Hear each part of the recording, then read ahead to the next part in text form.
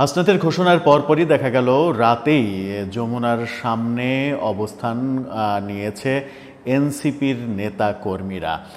যমুনার সামনে ইন্টারকন্টিনেন্টাল হোটেলের কাছে পুলিশ ব্যারিকেড দেয় এবং সেই ব্যারিকেড দিয়ে যমুনার সামনে যেন তারা যেতে না পারে সেই জন্য ব্যবস্থা গ্রহণ করে। সেখানেই তারা বসে পড়ে আওয়ামী লীগের বিরুদ্ধে নানা রকমের মিছিল স্লোগান দেয়া হচ্ছে এবং সেটা সারা রাত চলবে।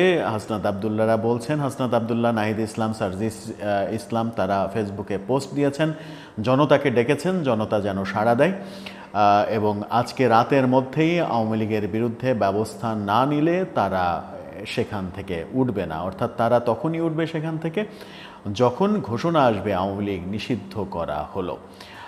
এরকম পরিস্থিতিতে সরকার কোন দিকে যাবে? আজকে রাতেই কি আওয়ামী লীগকে নিষিদ্ধ ঘোষণা করা হবে? এনসিপির মতো বড় দল যেহেতু দাবি করছে, অন্যান্য দলের এই ব্যাপারে কোনো উদ্যোগ নেই, অন্যান্য দল এখন পর্যন্ত তাদের সঙ্গে একাত্মতা ঘোষণা করেনি। বিএনপির অবস্থান স্পষ্ট, আমরা আগে থেকেই জানি তারা কোনো দলকে নিষিদ্ধ করতে চায় না। বহুদলীয় গণতন্ত্রে বিশ্বাসী বিএনপি ঠিক সেই মুহূর্তে এনসিপির একক দাবিকে সরকার কতটা গুরুত্ব দেয় সেটাই দেখার বিষয়। কিন্তু এনসিপি জনসমর্থন থাক আর না থাক, রাজপথ উত্তপ্ত করার প্রয়াসে রয়েছে। তারা রাজপথ উত্তপ্ত করতে চাইছে এবং সেই উত্তপ্ত পরিস্থিতির মধ্য দিয়েই সিদ্ধান্ত চাইছে তারা আওয়ামী লীগের নিষিদ্ধ করার ব্যাপারে। কি করবে সরকার সেই আলোচনাই করবে এই ভিডিওতে। থাকবেন পলিটিক্স টিভির নিয়মিত আয়োজনে।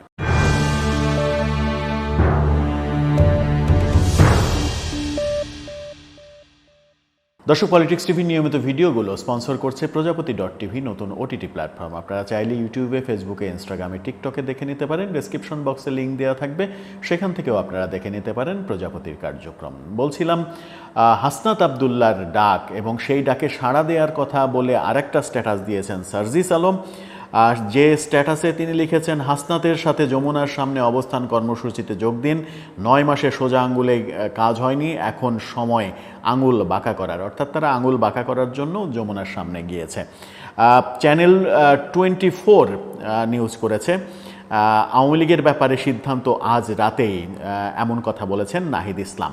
নাহিদ ইসলাম তার স্ট্যাটাসে যেটা বলেছেন সেটা হচ্ছে যে, আমরা দেখতে পাচ্ছি ফ্যাসিস্ট ও খুনি আওয়ামী লীগের বিচার নিয়ে তালবাহানা হচ্ছে। আওয়ামী লীগের নিবন্ধন বাতিল ও নিষিদ্ধের ব্যাপারে কোনো সিদ্ধান্ত নেওয়া হচ্ছে না। শেষে অনেক কথা লিখেছেন তিনি, স্ক্রিনশটটা আপনারা দেখে নিতে পারেন। শেষে তিনি লিখেছেন, সবাই চলে আসুন, জুলাইয়ের সকল শক্তি, সকল শহীদ পরিবার ও আহতদের আহ্বান জানাই, রাজপথে নেমে আসুন, বিচার না হওয়া পর্যন্ত আমাদের সংগ্রাম চলবেই। অর্থাৎ সবাইকে রাজপথে, সমস্ত জনসাধারণকে রাজপথে আহ্বান করা হচ্ছে।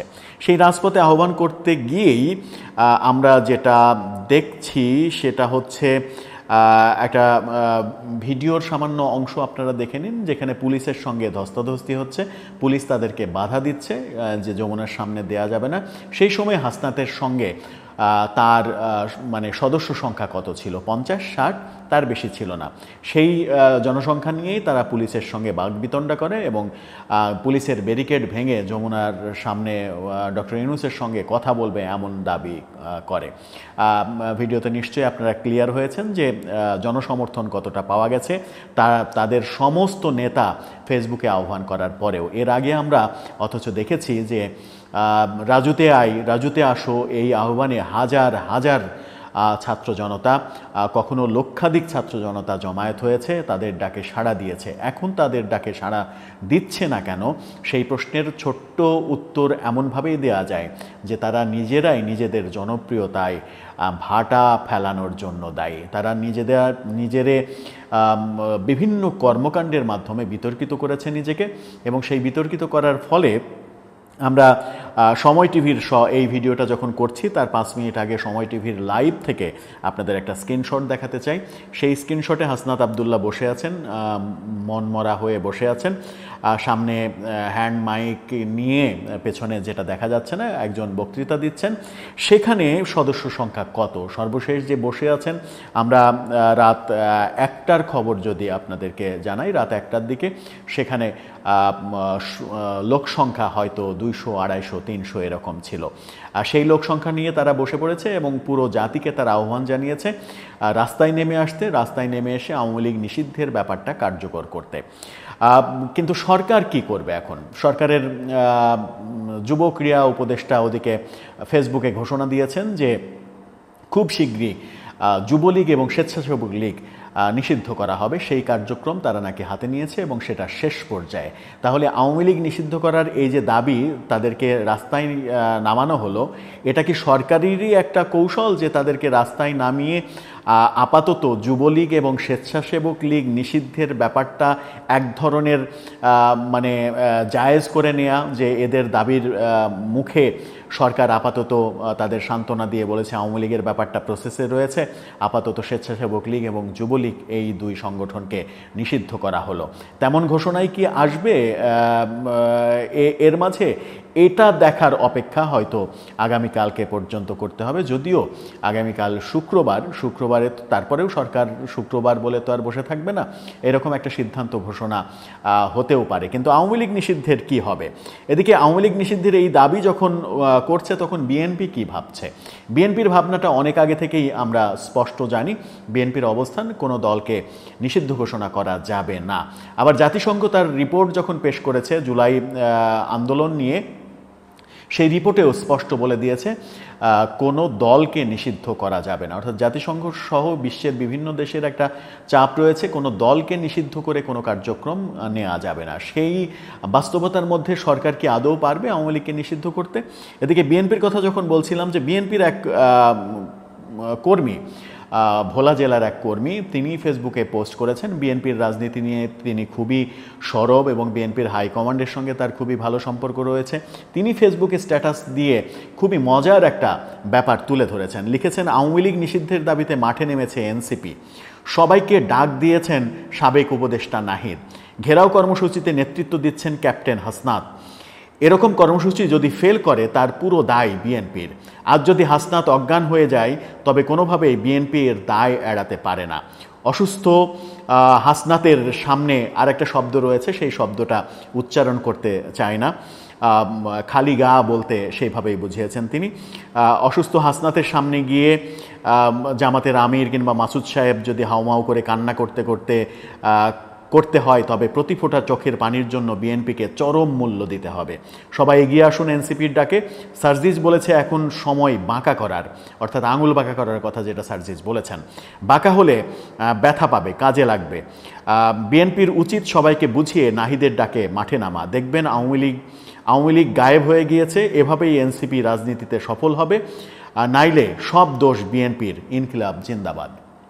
অর্থাৎ নাহিদ, হাসনাত, সার্জিসরা যে কাণ্ডটা করছে এবং বিএনপির অংশগ্রহণ যেখানে নেই, বিএনপি এখন সবথেকে বড় স্টেক হোল্ডার রাজনীতির এবং এই দেশের, তাদের অংশগ্রহণ নেই। তাদের মতের বিপক্ষে গিয়ে সরকার আওয়ামী লীগকে নিষিদ্ধ করে দেবে এবং এনসিপির জয় হয়ে যাবে। এনসিপি রাজনৈতিকভাবে বিজয়ী হবে, পরবর্তীতে ইলেকশন করে এনসিপি রাষ্ট্র ক্ষমতায় চলে আসবে।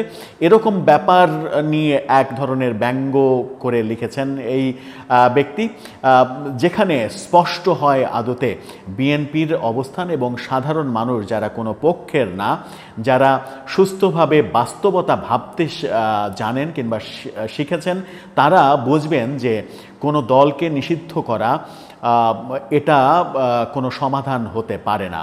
বারবার বিভিন্নভাবে আলোচনা হচ্ছে যে দলকে নিষিদ্ধ করা কোনো সমাধান নয়, বরং দলের যারা দোষী, বিগত সরকারের যারা দোষী, তাদের বিচার প্রক্রিয়া, সেটাই মূল কাজ হওয়ার কথা। দলকে নিষিদ্ধ করে আন্তর্জাতিকভাবে বিতর্কিত হতে হবে এবং দলকে নিষিদ্ধ করে সেই দলকে বাদ দিয়ে আগামী নির্বাচন যেটা হবে, সেই নির্বাচনের ফলে যে দল ক্ষমতায় আসবে, এবং নিশ্চিত করেই হয়তো বিএনপি ক্ষমতায় আসবে, তখন বিএনপির উপরে আন্তর্জাতিক চাপ তৈরি হবে যে একটা বড় দলকে বাদ দিয়ে তোমরা নির্বাচিত হয়েছো, তোমাদের এই সরকারের বৈধতা নিয়ে প্রশ্ন আছে।